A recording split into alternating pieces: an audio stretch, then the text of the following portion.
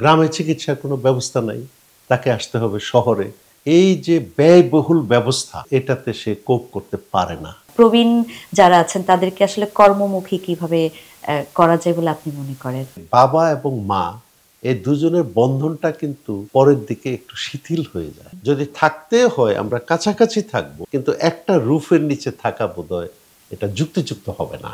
তো আমরা জানি কি ধরনের প্রশিক্ষণ দিতে হবে, কি ধরনের সেবা প্রদান করতে হবে, এই সেবাগুলো নিয়ে আমরা বিভিন্ন ব্যক্তির বাড়িতে যাই।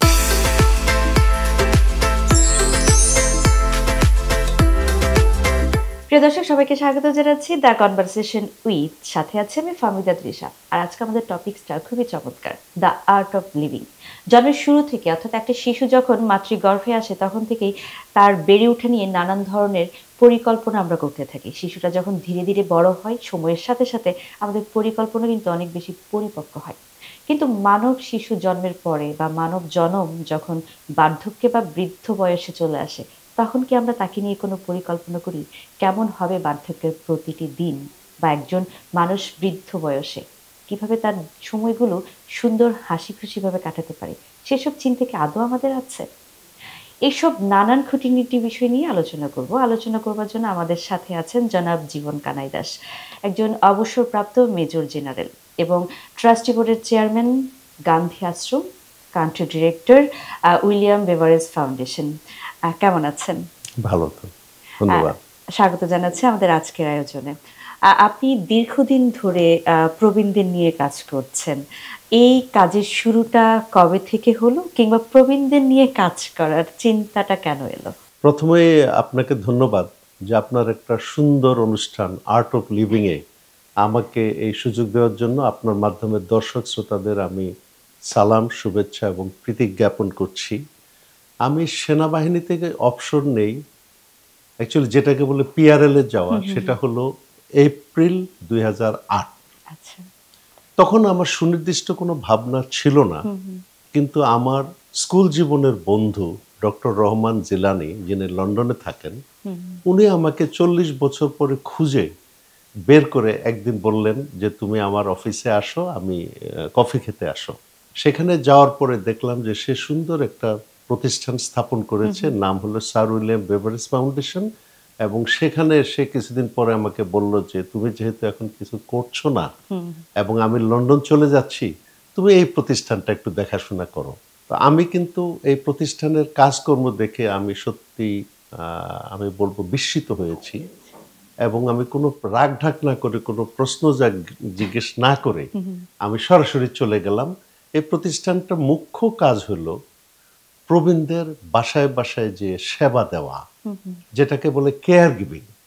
এখন হয়তো কেয়ার গিভিং টার্মসটা পরিচিত, কিন্তু 2008-এ কিন্তু আমাদের সমাজে তেমন সুপরিচিত ছিল না। এবং সেই থেকে আমি বলতে পারেন যে আমি একটা প্রতিষ্ঠিত প্রতিষ্ঠানে আমি যোগ দিতে পেরেছি। আমার ভাবনার চেয়ে আমার কাছে যে দায়িত্বটা আসছে, এই দায়িত্বটা আমি সানন্দে গ্রহণ করতে পেরেছি। এই যে দীর্ঘ জীবন হচ্ছে প্রবীণদের নিয়ে কাজ করছেন, আসলে বাংলাদেশের প্রেক্ষিতে প্রবীণদের বর্তমান অবস্থাটা?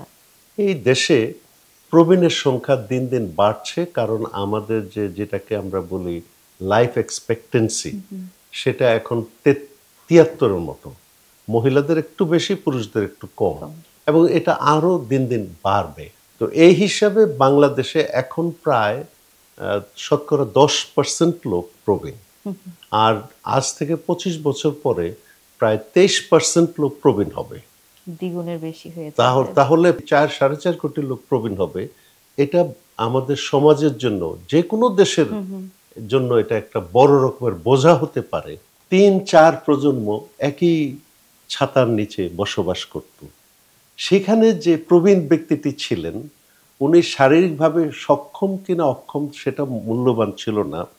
বিষয়টা ছিল যে ওনার নির্দেশ মোতাবেক পরিবারটা চলত, এবং সবাই তাকে সমীহ করতেন, সম্মান করতেন, তাকে সেবা করতেন। তার প্রয়োজনের যেই দিকগুলো ছিল, চাহিদাগুলো ছিল, সবাই মিলেমিশে তার দাবিগুলো মেটাতে চেষ্টা করতেন, এবং সুখী সুন্দর একটা পরিবার ছিল। কিন্তু সেখান থেকে আমরা অনেক দূর সরে আসছি। আর্থসামাজিক কারণে, যে আমাদের সেবার বিষয়টা তো মহিলা কেন্দ্রিক ছিল, মহিলারা সেবা দিয়ে থাকেন, কিন্তু আমাদের এই যে বিভিন্ন গার্মেন্টস এবং অন্যান্য কর্মমুখী যেই প্রতিষ্ঠানগুলি চলে আসছে, সেখানে অনেক গ্রামের মহিলা, শহরের মহিলা কাজে যোগ দিয়েছেন।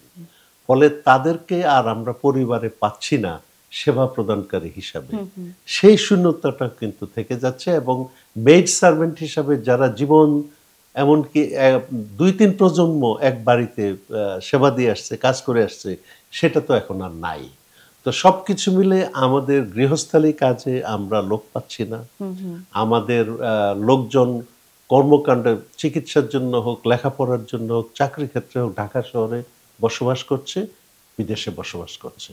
তো আমাদের পরিবারের সে একান্নবর্তী যে ভাবটা ছিল, সেটা এখন আর নেই, এবং দিন দিন এই পরিবার আরো ছোট হয়ে যাবে, এবং এই ব্যবধানটা আরো যোজন যোজন বেড়ে যাবে।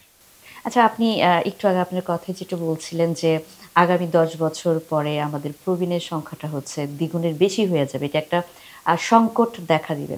তাহলে এই সংকট থেকে উত্তরণের জন্য কি করা যায়, বা প্রবীণ যারা আছেন তাদেরকে আসলে কর্মমুখী কিভাবে করা যায় বলে আপনি মনে করেন? জিনিসটা দেখতে হবে ব্যক্তিগত পর্যায় থেকে, পারিবারিক পর্যায়ে, সামাজিক, রাষ্ট্রীয় বিভিন্ন পর্যায় থেকে দেখতে হবে। তারপরে গ্রামীণ পরিস্থিতিতে এক ধরনের সমস্যা, আবার শহরে এক ধরনের সমস্যা। যে আমরা তো গ্রামের মানুষ, হয়তো শহরে বর্তমানে থাকি, কাজে গ্রামে আমাদের যাতায়াত আছে, আমরা দেখতে পাচ্ছি। গ্রামের সমস্যাটা হলো যে গ্রামের মানুষের সবার আয়ের সংস্থান কম, বিশেষ করে প্রবীণ হলে আয়ের ব্যবস্থা থাকে না। যখনই কোনো রোগ শোক আসে, প্রবীণদের বা যে কোনো বয়সের রোগ শোক আসতে পারে, বিশেষ করে প্রবীণদের তো রোগ আসবেই, তখন তারা এই রোগগুলির চিকিৎসার জন্য, অ্যাড্রেস করার জন্য চিকিৎসকের কাছে যায় না, কারণ খরচ হবে। এই খরচটা কে মিটাবে? গ্রামে চিকিৎসার কোনো ব্যবস্থা নাই, তাকে আসতে হবে শহরে। এই যে ব্যয়বহুল ব্যবস্থা, এটাতে সে কোপ করতে পারে না। তাহলে সে চিকিৎসার অভাবে মারা যাচ্ছে, অথবা চিকিৎসা করার জন্য যদি সে শহরে আসে, তাহলে তার সম্পত্তি বিক্রি করে সে একেবারে নিঃশেষ হয়ে যায় আর্থিক দিক থেকে, এবং পরিবার আর দাঁড়াতে পারে না। এইগুলো গ্রামের একটা অবস্থা। শহরে গরিব ব্যক্তিও আছেন, আবার ধনী ব্যক্তিরাও আছেন, তাদের সমস্যা আবার দুই রকম। গরিব ব্যক্তিদের ওই গ্রামের সমস্যাগুলো তো আছেই, কিন্তু তাদেরও চিকিৎসার সেই সুব্যবস্থা নেই।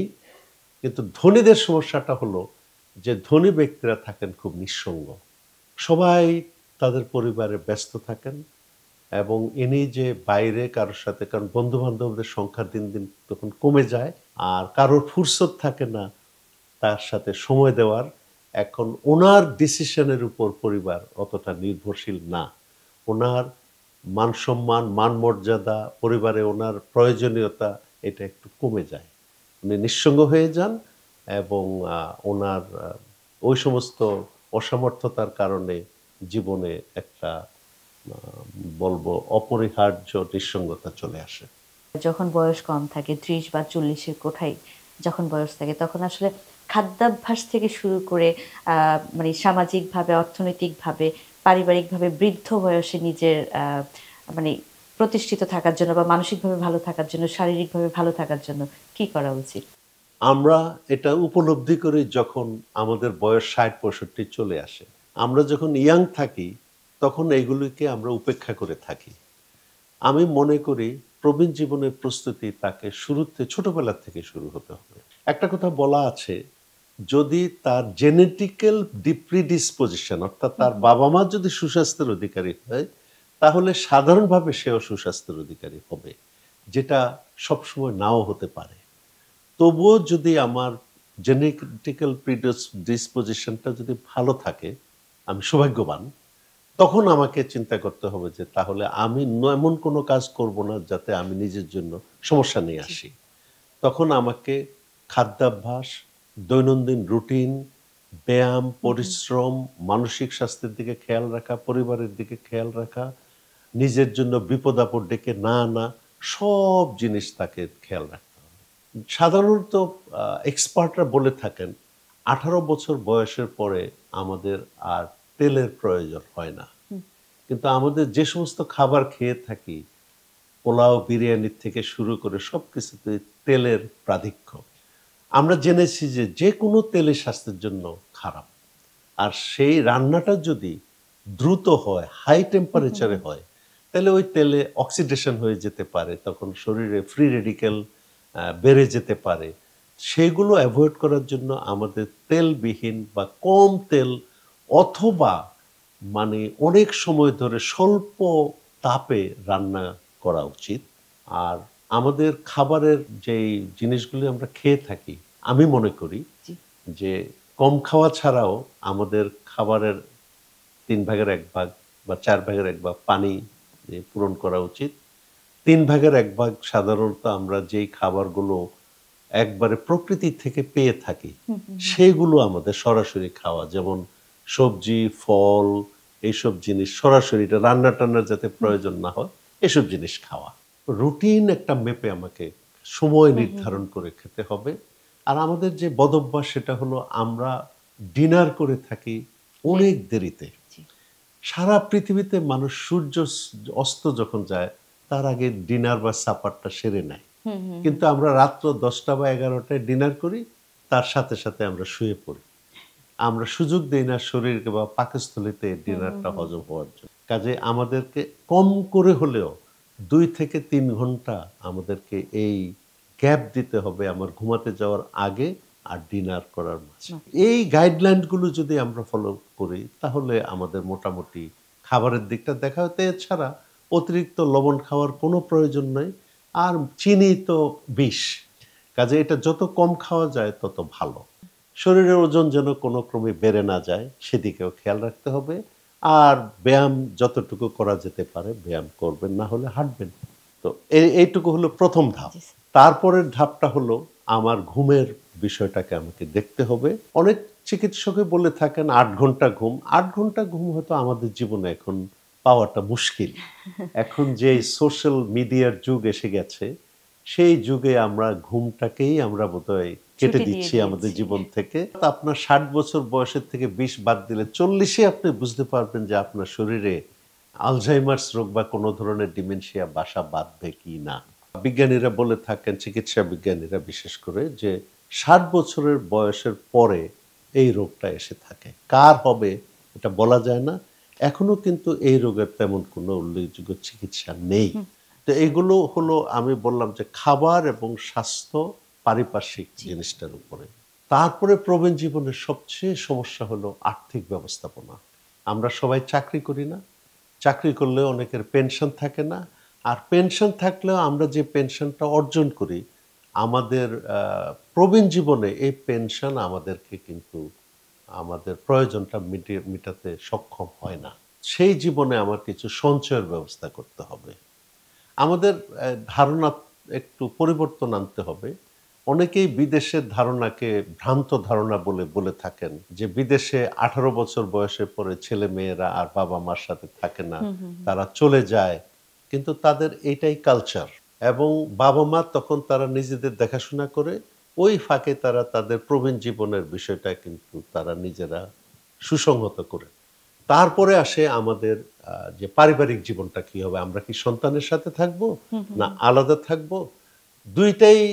দুইটারই ভালো দিক আছে, আবার দুইটারই প্রশ্নবোধক দিক আছে। এখন এটা নির্ভর করে তার সন্তানরা কিভাবে জিনিসটাকে দেখেন। অনেক সময় বাবা-মা সন্তানের কাছে প্রয়োজনীয় হয়ে যায়। আবার অনেক সময় দেখা যায় সন্তানের কাছে বোঝা হয়ে যায়।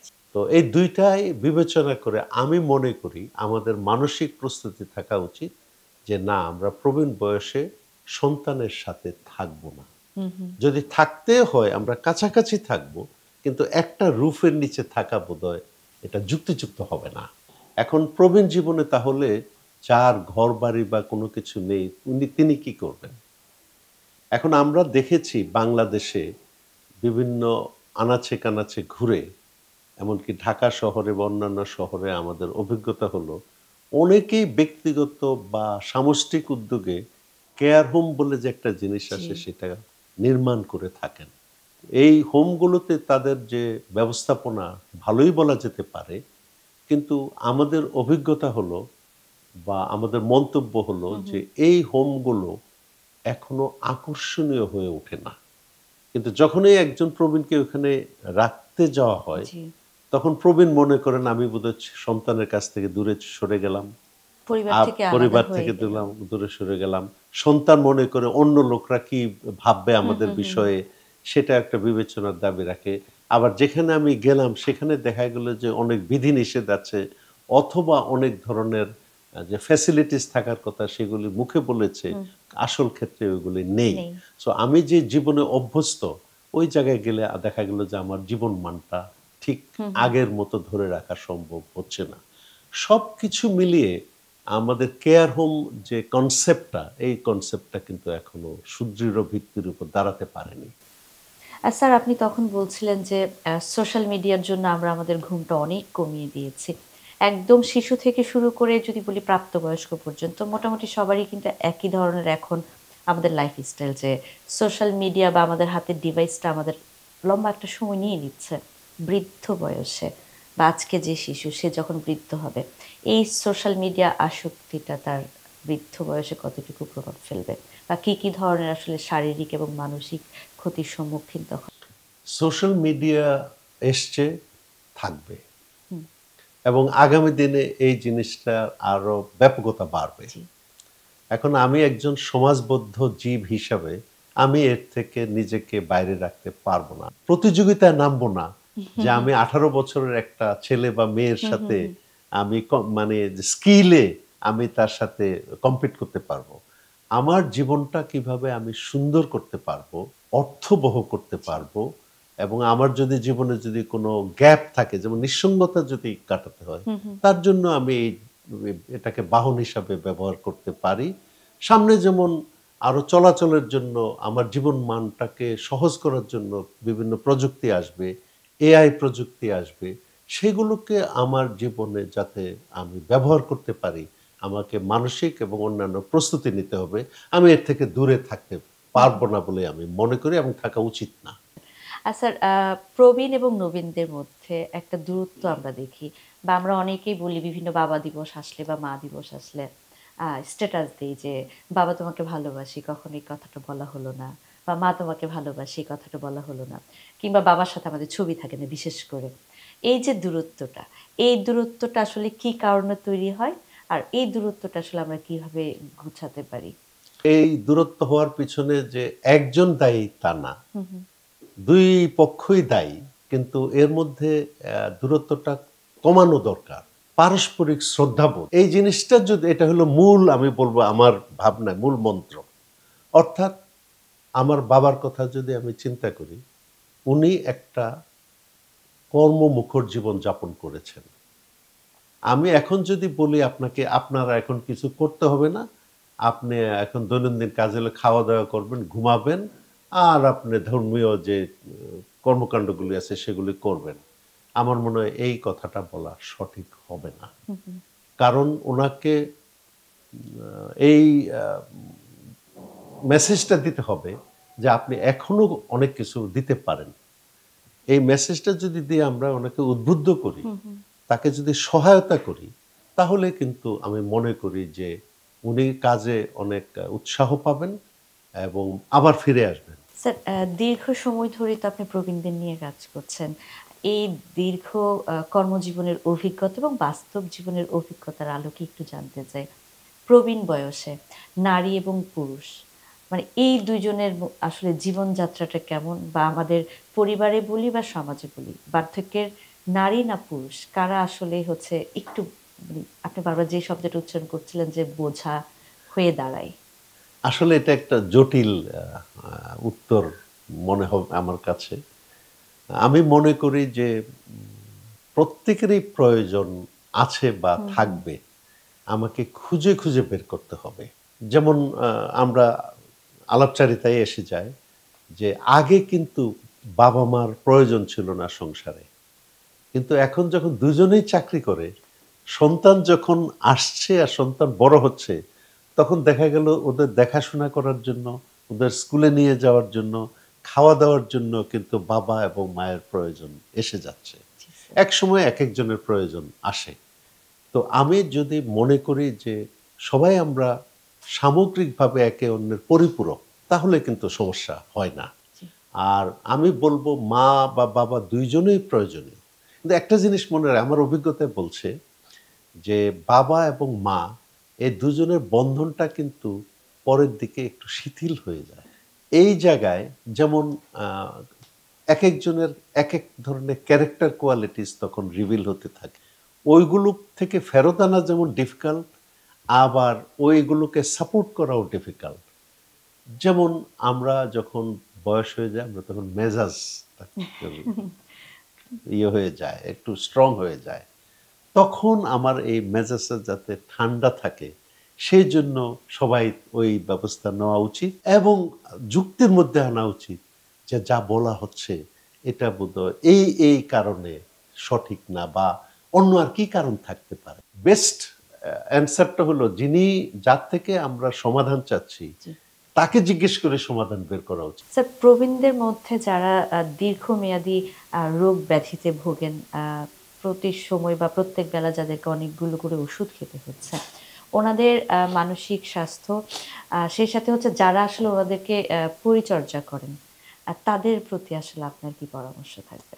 এখন পরিচর্যাটা পারিবারিক পর্যায়ে হতে পারে, আবার যেটা হতে পারে যে বাইরের থেকে আসা অভিজ্ঞ এক্সপার্ট এর মাধ্যমে পরিচর্যাটা হতে পারে। তবে যেহেতু একজন ব্যক্তি, ওনার বয়স হয়েছে এবং ওনার রোগের কমপ্লেক্সিটি অনেক বেশি, সেই জন্য আমি মনে করব যে প্রশিক্ষিত সেবাকর্মীর মাধ্যমে সেবাটা নেওয়াই ভালো। আর যাদের ক্ষেত্রে প্রশিক্ষিত সেবাকর্মী নেয়ার মতো সামর্থ্য থাকবে না, সামর্থ্য না থাকলে তখন পরিবারের কাউকে প্রশিক্ষণ নিতে হবে। যেমন আমরা কেয়ার গিভার নিয়ে আমরা কাজ করি, এই কেয়ার গিভারের সম্ভাবনাটা কিন্তু দেশে বিদেশে উজ্জ্বল। যত প্রযুক্তি আসুক, এআই বলি আর অন্য যাই বলি, দিনের শেষে কিন্তু আমার একজন মানুষের দরকার, যে মানুষটা আমার প্রয়োজন বুঝবে, প্রয়োজন অনুযায়ী আমার নিডসটা অ্যাসেস করে আমার নিডসটা মিট করবে। সেজন্য সারা বিশ্বে কিন্তু কেয়ার গিভারের চাহিদা রয়ে গেছে। আপনার যে প্রতিষ্ঠান স্যার উইলিয়াম বেভারেজ ফাউন্ডেশন, যেটাতে হচ্ছে আপনি দীর্ঘদিন ধরে প্রবীণদের নিয়ে কাজ করছেন, আপনাদের আসলে কাজের ধরনটা কি, বা প্রবীণদেরকে আপনারা কি ধরনের সেবাটা? আমি এই ব্যাপারে বলতে গেলে আমি আমার বন্ধুকে আমি ধন্যবাদ জ্ঞাপন করছি, ডক্টর রহমান জিলানী। সে কিন্তু লন্ডনে এই সেবাটা প্রথম সে দেওয়া শুরু করেছে। মজলিস হোম কেয়ার সিস্টেম বলে একটা সিস্টেম ওখানে ছিল। সেখান থেকে সে ভাবলো যে বাংলাদেশের মানুষের মধ্যেও তো এই সেবাটার প্রয়োজন হবে। তার নিজের উদ্যোগে কিন্তু সে এই যে ব্রিটিশ মডেলটা সে বাংলাদেশে নিয়ে আসলো। 2007 যখন sir William Beveridge foundation NGOFS গুলোতে রেজিস্টার্ড হলো, তখন সহকর্মীরা ছুটে গেল এই সেবা সম্পর্কে মানুষকে জ্ঞান দান করতে, অর্থাৎ অবগত করতে। আমরা সেই 2008-এ আমাদের যাত্রা করে আমরা সিলেট শহরেও আমাদের এই সেবাটা আমরা নিয়ে গিয়েছিলাম।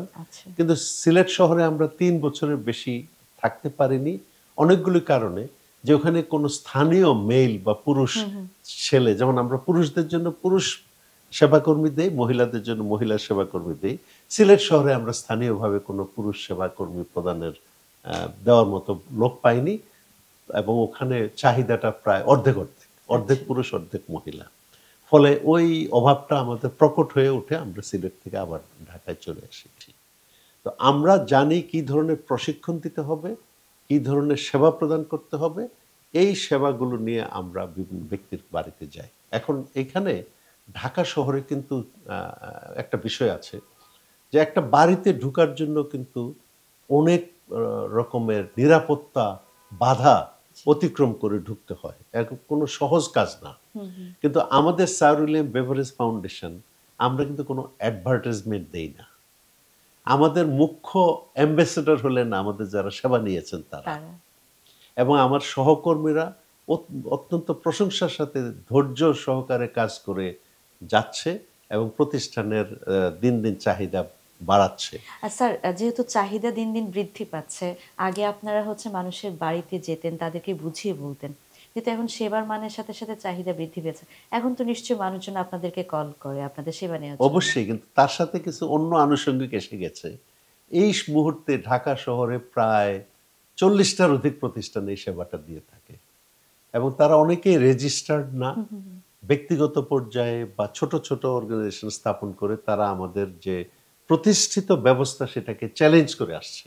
আচ্ছা, ফলে আমরা কিন্তু অন্য ধরনের একটা চ্যালেঞ্জ ফেস করি। এইখানে আমরা টিকে আছি আমাদের কোয়ালিটি অ্যাসুরেন্সের কারণে। মানে আপনাদের প্রত্যেক কর্মী হচ্ছে সকালবেলা একজনের বাড়িতে যাবে যাকে আপনারা সেবা দিচ্ছেন, উনি কি সন্ধ্যায় বা রাতের ওষুধ খাইয়ে ঘুম পাড়িয়ে তারপরে চলে আসবেন, নাকি একটা নির্দিষ্ট টাইমিং থাকে? না, এটা নির্ভর করে উনি কত সময়ের জন্য সেবাটা নিচ্ছেন। যদি 24 ঘন্টার সেবা হয় তাহলে আমরা একাধিক সহকর্মীকে দিই এবং ওই তার জন্য নির্দিষ্ট আমাদের ফর্ম আছে, কি কি কাজ তাকে করতে হবে। অর্থাৎ পরিবারের সাথে আমরা একটা এগ্রিমেন্টে আসি যে ওনাকে কেন্দ্র করে প্রতিদিন ABCD করে 26টা সেবা দিতে হবে। এই টাইমে এই সেবা, এই টাইমে এই সেবা, এই টাইমে এই সেবা। এবং যখন আমার নতুন সহকর্মী যায় সে জেনে নেয় আগের জনের কাছ থেকে যে কি সেবা দেওয়া হয়েছে আর কি বাকি আছে। তো ওষুধ খাওয়ানোরটা অ্যাকচুয়ালি সহজ। অনেক বাড়িতে সিস্টেম করে দেন যে সকালে এটা, দুপুরে এটা, মেডিসিন রাতে বক্সের মেডিসিন মধ্যেই বক্স থাকে। টক্স করে ওটা দিয়ে থাকে। তারপরেও আমরা কিন্তু চিকিৎসা সংক্রান্ত কোনো দায় দায়িত্ব নেই না। যখনই কোনো আমাদের ডাউট হয় তখন আমরা পরিবারের ব্যক্তিবর্গকে জিজ্ঞেস করে নিই। স্যার, এবার একটু জানতে চাই, আপনি তো ট্রাস্টি বোর্ডের চেয়ারম্যান হিসেবে গান্ধী আশ্রমেও আছেন দীর্ঘদিন ধরে, গান্ধী আশ্রমের কার্যক্রমটা একটু জানতে চাই। একটু ইতিহাস বলতে হয়। মহাত্মা গান্ধী 1946 সনে নোয়াখালীতে একটা রায়ট হয়েছিল, তারপরে উনি এসেছেন। ওনার তখন 78 বছর বয়স এবং উনি চৌমুহনী স্টেশনে নামার পর, বেসিক্যালি গন্ডগোলটা হয়েছিল রামগঞ্জ এবং এই সারাউন্ডিং এরিয়াতে। নামার পরেই উনি, ওনার ওখানে থাকার কোনো জায়গা ছিল না, নৌকা ছাড়া চলাচলের কোনো ব্যবস্থা ছিল না এবং ওনার জন্য স্থানীয় ভলান্টিয়াররা ওনার একটা বাড়ি করেছে, উনি যাতায়াতের ব্যবস্থা করেছে। উনি ওনার মূল কারণটা, উদ্দেশ্যটা ছিল এই যে সমাজে যে যে একটা বিবদমান পরিস্থিতি হয়ে গেছে, সাম্প্রদায়িক সম্প্রীতি, শান্তি, মানুষের মনে আস্থা ফিরিয়ে আনা। যাই হোক, উনি 4 মাস এখানে ছিলেন এবং 4 মাস থাকার পরে ওই জায়গায় ব্যারিস্টার হেমন্ত কুমার ঘোষ ওনার জায়গা জমি যা ছিল ওইগুলো দলিল করে এই গান্ধী আশ্রম ট্রাস্ট বলে, ঠিক এই নাম না, উনি ওনার বাবার নামে করেছিলেন, কিন্তু 1975 সনে সরকার এই জিনিসটাকে নিয়ে নেয় এবং গান্ধী আশ্রম ট্রাস্ট বলে পার্লামেন্টের একটা অ্যাক্টের মাধ্যমে এই কাজটা করে থাকে। আমরা 7 জনের একজন ট্রাস্টি বোর্ড আছে, আমি চেয়ার, ডিসি নোয়াখালী এটার মেম্বার, ইউএনও সোনাইমুড়ি মেম্বার, ইত্যাদি ইত্যাদি। আমরা এখন যে কাজটা করে থাকি মুখ্যত আমরা আর্থসামাজিক কাজটা করে থাকি। অর্থাৎ আমাদের 5টা জেলা আছে, চাঁদপুর, কুমিল্লা, লক্ষ্মীপুর, নোয়াখালী এবং ফেনী। এই 5টা জেলাতে আমরা লোকজনের ভাগ্য উন্নয়নের জন্য আমরা কাজ করে থাকি, তাদের আর্থসামাজিক অবস্থার উন্নয়নের জন্য কাজ করি এবং তারা জানে যে গান্ধী আশ্রমের কাজকর্ম আলাদা। সো তাদের সাথে আমাদের আলাদা লেভেলের একটা সম্পর্ক। এই সাথে আমরা এই যে গত বছর যে অভূতপূর্ব বন্যা হয়েছিল, আমরা তাদেরকে রিলিফ কার্যক্রম দিয়েছি, অংশগ্রহণ করেছি এবং রিহ্যাবিলিটেশন পর্যায়েও কাজ করেছি। তারপর সরকারের উদ্যোগ ছিল নোয়াখালী এলাকাতে লেট্রিন স্থাপন করা। আমরা লক্ষ লক্ষ লেট্রিন স্থাপন করে দিয়েছি সরকারের সহায়তায়। তারপরে ছিল যে টিউবওয়েল স্থাপন করা, সেগুলো করেছি। অর্থাৎ আমরা সরকারের যে সমস্ত প্রজেক্ট ওই এলাকায় চলমান আছে সেখানে আমরা নিজেদেরকে আমরা সম্পৃক্ত করি। আমাদের নিজস্ব কিছু কর্মকাণ্ড আছে, যেমন আমরা প্রতি বছরে অ্যাটলিস্ট 2টা মেডিকেল ক্যাম্প করে থাকি। যেমন আমরা গত বছর করেছিলাম উরির চর, যেখানে 50,000 লোক বসবাস করে এবং কোনো চিকিৎসক থাকে না। আমরা পেয়েছি এক মহিলাকে, উনি 9 মাসে প্রেগনেন্ট, উনি কোনো ডাক্তারকে দেখাতে পারেননি। ওখানে ওষুধ পাওয়া যায় 3য় শ্রেণীর মানের। তো সেখানে আমরা মেডিকেল চিকিৎসা ব্যবস্থা করেছি, শীত বস্ত্র বিতরণ করি। আমরা সারা দেশে এই কাজটা করি। আর যে কাজটা আমরা করি সেটা একটা উল্লেখযোগ্য কাজ, সেটা হলো বিবদমান পরিবারগুলোর মধ্যে আমরা আমরা কিন্তু তাদের বিবাদটা নিরসন করার প্রয়াস পাই। উল্লেখযোগ্য যে তারা কিন্তু মামলা মোকদ্দমা করে দুই পরিবার মামলা মোকদ্দমা করে নিঃশেষ হয়ে যখন কোনো আর মিনস তাদের কাছে থাকে না, তখন তারা আমাদের কাছে আসে এবং আমরা কিন্তু অনেক ক্ষেত্রেই সফল হই। বাহ, অসাধারণ স্যার, অসংখ্য ধন্যবাদ আমাদেরকে সময় দেওয়ার জন্য। আমিও খুব আনন্দিত এবং আমি মনে করি এই প্রোগ্রামটা art of living it should continue এবং বাংলাদেশের মানুষের জীবনমান, উন্নত জীবনমান রক্ষার্থে এবং এটাকে এগিয়ে নিয়ে যাওয়ার জন্য আপনাদের প্রয়াস অব্যাহত থাকুক। আপনারা সফলকাম হবেন এই কামনা করে আমাকে সুযোগ দেওয়ার জন্য ধন্যবাদ জ্ঞাপন করছি। ধন্যবাদ। প্রিয় দর্শক, আমাদের সমাজে যারা প্রবীণ আছেন কিংবা আমাদের পরিবারে যারা প্রবীণ আছেন তারা আমাদেরই আপনজন। প্রবীণরা কখনো বোঝা নয়, তারা আমাদের প্রিয় মানুষ, আমাদের ভালোবাসার মানুষ। নবীন প্রবীণ সকলেই মিলেই আমরা এগিয়ে যাই। আজকের মতো বিদায় নিচ্ছি আমি ফাহমিদা তৃষা। দেখা হবে পরবর্তী আয়োজনে। সে পর্যন্ত ভালো থাকবেন, সুস্থ থাকবেন। আল্লাহ হাফেজ।